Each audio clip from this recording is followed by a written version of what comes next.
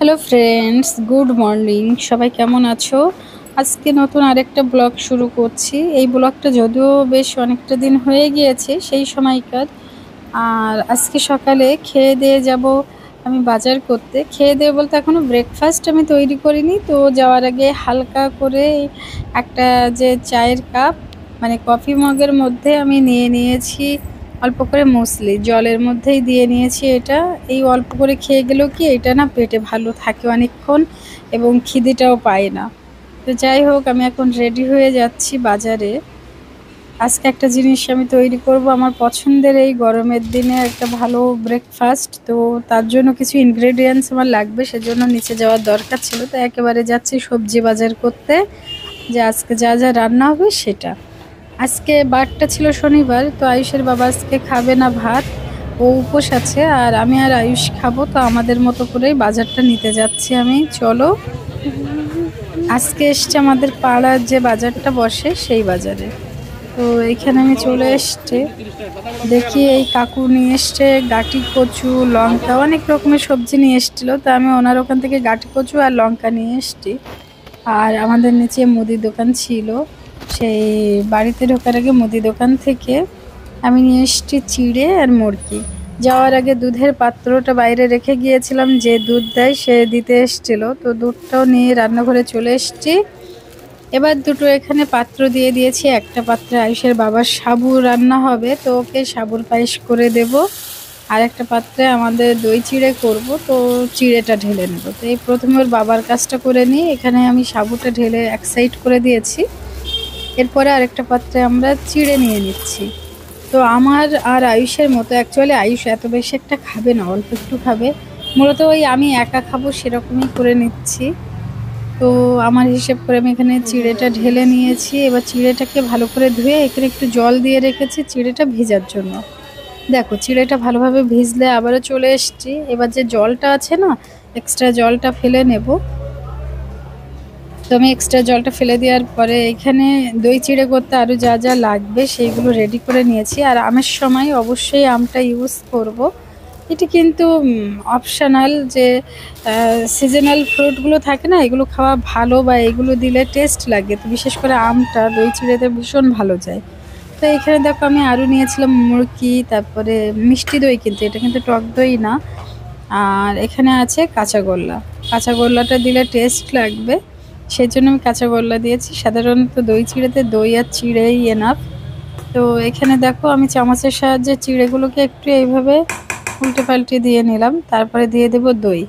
যদি এইগুলো আমরা বাইরে থেকে কিনে খাই, এত বেশি দই দেবে না যতটা আমরা ঘরে নিজেদের পছন্দ মতো করি। তো আমি এই জিনিসগুলো না ঘরে করে নিতে পছন্দ করি, কেননা নিজের মন মতো দই দেওয়া যায় বা ইনগ্রেডিয়েন্টস কম বেশি করা যায়। তো এখানে আমি দই দিয়ে প্রথমে মিশিয়ে নিচ্ছি, আর বেশি করেই দইটা দেব। তো প্রথমে অল্প করে দিয়ে নিয়েছিলাম, তারপর পরে আরও দিয়ে এটা মিশিয়ে নেওয়ার পরে কাঁচাগোল্লা নিয়ে নিচ্ছি। কাঁচাগোল্লাটা এখানে দিয়ে দেব। এই যে আমি কাঁচাগোল্লাটা দিয়ে দিয়েছি। এবার যেটা করব, আয়ুষের জন্য একটা ছোট বাটিতে করে উঠিয়ে নিচ্ছি। ওকে একটু সাজিয়ে দেব, দেখি ও কতটুকু খায়। ও এত বেশি পছন্দ করে না, তবে ওই অল্প করে খেয়ে নেবে। ওপরে একটু দিয়ে দিলাম দই। এটা মিষ্টি দই ছিল। যদি বাইরে থাকে যারা আর কি, স্টেটের বাইরে থাকে, তো তারা মিষ্টি দই পাওয়াটা খুব চাপের হয়ে যায়। ওই যে মাদার ডেয়ারি বা বিভিন্ন ব্র্যান্ডের যদি টুকটাক মিষ্টি দই পাই, তো সেটাই মিষ্টি দই। না হলে কিন্তু টক দইয়ের সাথে চিনি মিশিয়ে এই দই চিড়েটাই খেতে হয়। আমি তো সেটাই করতাম বাইরে থাকার সময়। তো যাই হোক, আমার কিন্তু খুব ভালো করে মিশিয়ে নেওয়া হয়ে গিয়েছে দই, কাঁচাগোল্লা, চিড়ে একসাথে। তারপরে ওপর থেকে দিয়ে দিচ্ছি সিজনাল ফ্রুট হিসাবে ম্যাঙ্গো। যেহেতু আমের সময়, তো আম প্রচুর ছিল বাজারে, সেই জন্য কিন্তু মিষ্টি মিষ্টি এখানে হিমসাগর আম আমি কেটে দিয়ে দিয়েছি। আর উপর থেকে দিয়ে দিচ্ছি মুড়কি। মুড়কিগুলো যা না দারুণ দেখতে। তো আমি এইখানে দিয়ে দিচ্ছি বেশি করে মুড়কি। আরেকটা জিনিস, এখানে না মুড়কিতে এত বেশি মিষ্টি, যে এখানে কিন্তু টক দই দিয়ে অনেকটা মুড়কি দিয়ে খেলেও কিন্তু চিনির কাজ করে, সেখানে এক্সট্রা করে চিনিও লাগে না, আমি খেয়ে যেটা দেখলাম। তো যাই হোক, আমি সকালে এই দই চিড়ে ব্রেকফাস্ট করার পরে এইখানে কিন্তু জামা প্যান্ট কিছু ধুয়ে দিয়েছিলাম, সেগুলো ভাঁজ করে নিয়েছি। তারপরে দুপুরে রান্নার জন্য রান্নাঘরে চলে এসছে। আজকে রান্না হচ্ছে এই আলু বরবটি ভাজা আর মাছ রান্না করেছি, চলো দেখাচ্ছি। দুপুরে খেতে দিয়েছি আয়ুষকে, এখানে থালায় ভাত দিয়ে দিয়েছি। এইগুলো ছিল আমার শাশুড়ির সাইডের নিরামিষ যে রান্নাগুলো হয়েছে সেইগুলো। ডাল ছিল, তারপরে ওলের ডাঁটা, তারপরে এইটা ছিল কুমড়ো শাক, যে মিষ্টি কুমড়োর যে ডাঁটা, আর এটা ঝিঙে আলু ছিল। আমার সাইডে ছিল কচু, যে গাটি কচু, ওইটা দিয়ে আমি কাতলা মাছ করে নিয়েছিলাম। আর এটা আয়ুষের বাবার জন্য ছিল, এই যে সাবুর পায়েস ছিল, আর ওখানে ছিল ছানা আর পাকা আম, সেইগুলো একসাথে দিয়ে দিয়েছি। যাই হোক, খেয়ে দিয়ে কিন্তু ঘরে চলে এসেছি ঘুম পড়ার জন্য। মানে আয়ুষকে মূলত ঘুম পড়াতে হবে, নইলে ও এত দৌড়োদৌড়ি করে, ঘুম পড়তে চায় না, শুধু টিভি দেখবে। তো গরমের সময় তো পুরো জানালা বা পর্দাগুলো সব টেনে দিয়ে ঘুমিয়ে পড়েছিলাম। ঘুম থেকে উঠে বিকেলে একটু ফল খাবো, তো এই সময় লিচু ছিল, তো এই জন্য ফ্রিজ থেকে লিচুটা বের করে লিচু খাচ্ছিলাম। আর কি করব, এই গল্প করছি। এইভাবে আসলে দিনগুলো কাটাতে হয়। যখন সন্ধ্যা হয়ে গিয়েছে, তো আয়ুষকে আমি এখানে দিয়ে দিচ্ছিলাম দুধ। দুধটা খাওয়ার পরে ও বাইরে বেরিয়ে গিয়েছিল আমার পিসি শাশুড়ির সাথে। আর এইদিকে আমি আর আয়ুষের বাবা যাচ্ছি, বারের পুজো হয়তো আমাদের পাড়ায় যেখানে মন্দির আছে ওখানে যাচ্ছি সন্ধ্যাবেলায়। তো চলো তোমাদেরকেও শেয়ার করছি। আর হ্যাঁ, আমাদের এখানে কিন্তু মেলা বসেছে, তো সেই মেলার ওখান দিয়েই যাচ্ছে। এই যে দেখো, একদম বাড়ির পাশে এই মেলাটা বসেছে। প্রচুর জিনিস এসছে। আমরা যতই অনলাইন বা বাইরে থেকে কিনি, মেলার জিনিসের প্রতি একটা মানুষের একটা অ্যাট্রাকশন কোথাও না কোথাও থেকে যায়, যে নিই বা না নিই, কি কি এসছে, কেমন জিনিস এসছে, দেখি কিছু নেওয়ার আছে কিনা, এই মেন্টালিটি নিয়ে কিন্তু মেলাতে কম বেশি দিন যাওয়া হয়ে যায়। তো অনেক দিন ছিল এই মেলাটা, তো এটা ছিল লাস্টের দিকে।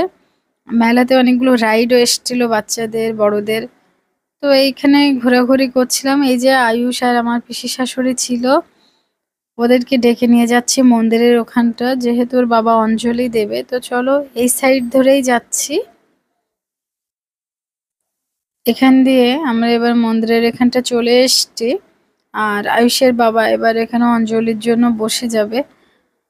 আমার পিসি শাশুড়ি এখানে, আমরা দাঁড়িয়ে গিয়েছিলাম, উনি চলে গিয়েছিল বাড়িতে এই যে ঠাকুরের পুজোর এখানে। তো আমরা সেখান থেকে যেটা করেছি, আয়ুষ বলল জল খাবে, তো বাড়িতে না গিয়ে আমার এখানে কাকিমার শাশুড়ির বাড়ি আছে, সেখানে নিয়ে গিয়েছিলাম ওকে একটু জল খাওয়াতে। তো এই যে দেখো, মূলত জল খাওয়া কি, ও ঠাম্মি দাদুর সাথে দেখা করবে, এটাই ছিল বাহানা। তো ছেলেকে নিয়ে চলে এসছি এখানে, তারপরে একটু গল্প টল্প করে চলে এসেছিলাম আবার মন্দিরে। আর এই যে কি সুন্দর পুজোটা হয়ে গিয়েছে এখানে। আমি যখন দেখাচ্ছিলাম তখন পুজো হচ্ছিল, আর এটা ছিল পুজো শেষ হওয়ার পরে। তো প্রসাদ টসাদ নিয়ে আমরা বাড়ি চলেও এসছি।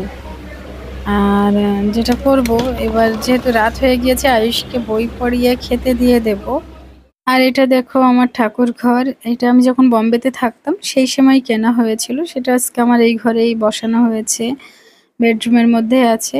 এরপরে চলে যাচ্ছি খাবার দেওয়ার জন্য। এই যে রাত্রে খাবার আমি এখানে দিয়ে দিয়েছি, আয়ুষকেও খাইয়ে নেব, তারপরে তো ঘুম পড়বে, আবার স্কুল আছে ওদের।